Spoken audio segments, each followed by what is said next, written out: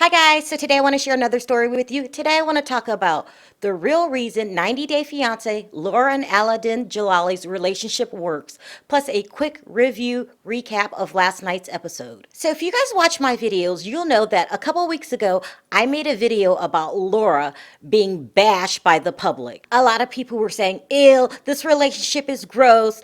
She's 51, he's 29. He must be using her, so on and so forth. And then he quickly came out to respond to the bashing. Then he came out right away and basically said, yes, fine. She doesn't look the way you guys think she should look, but it doesn't matter. Your opinion does not matter. I love her. She's my wife, so get over it and stop bashing her on the internet. And although I thought it was admirable, him standing up for his woman, I have to admit I was team public. I mean, this relationship just seemed really odd to me. I haven't seen anything this weird since IHOP started selling hamburgers. But after this week's episode, people, I really do think I have this thing figured out. There is absolutely no denying that Laura is a nymphomaniac. She really is that friend of yours that talks about it all the time in all the inappropriate places, like when you're at the movies watching Schindler's List, a movie about the Holocaust, and your friend just keeps whispering about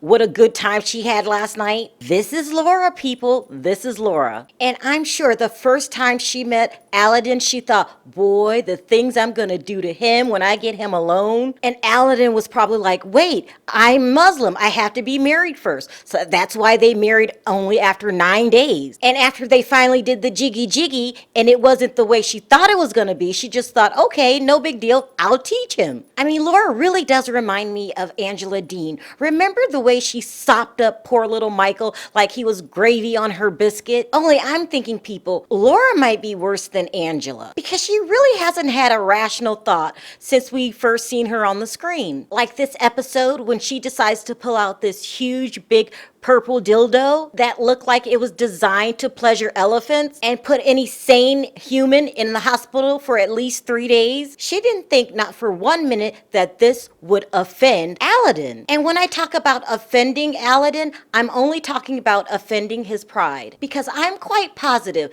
that once he gets over being embarrassed, you're going to be hearing zzz all night long. Trust me, people, because these two are some nymphomaniacs, and neither one of them is taking the time to think about real life problems. Because what are these two gonna do when real life kicks in? Like when Aladin decides to take on another wife and Laura can't get jiggy jiggy time every night. Is it going to turn into group jiggy jiggy or only jiggy jiggy 1 day a week? It's like neither one of them is thinking about things like this. I mean, this relationship might be a disaster in waiting. However, whatever the outcome, I'm still gonna be watching because I'm just as twisted as those two. Next, let's talk about Evelyn the sadist. And she really is a sadist, people. I'm not trying to be mean. She really enjoys inflicting pain on Corey. And if Evelyn's a sadist, then most definitely Corey is a masochist. He's one of those people that enjoys pain. They really are two of a kind. So what happened to this couple this week? Well, they continue to prepare to open up their cocktail bar,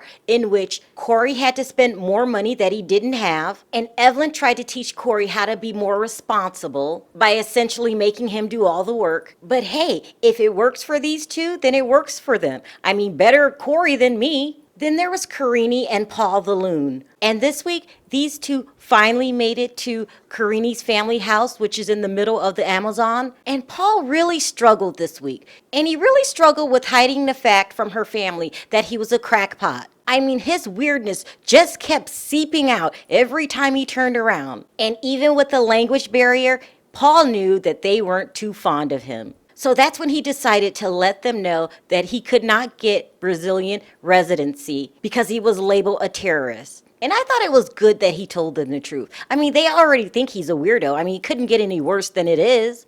I mean, the only thing worse than Paul's reputation could be the fact that the baby comes out a crackpot too. And last but not least, which is my favorite couple, which is Jenny and Sumit. In this episode, Sumit had to leave Jenny by herself because he had to get back home because his parents were starting to get suspicious that he might be with Jenny. Now, if this was any other couple, I would be completely outraged right now because Jenny doesn't speak the native language. She needs Sumit.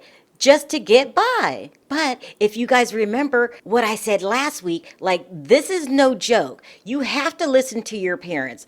They have this thing called honor killings in India. And the last thing I wanted to see would be my fave Sumit come up missing. So he had to go back. However, just know that in real time, this couple is still going strong. So let's just keep watching. So there you have it, people. My quick review recap of 90 Day Fiance the other way. So what I want to know today in my comment section is, who agrees with me? Without jiggy jiggy time, Aladin and Laura's marriage just might fall apart.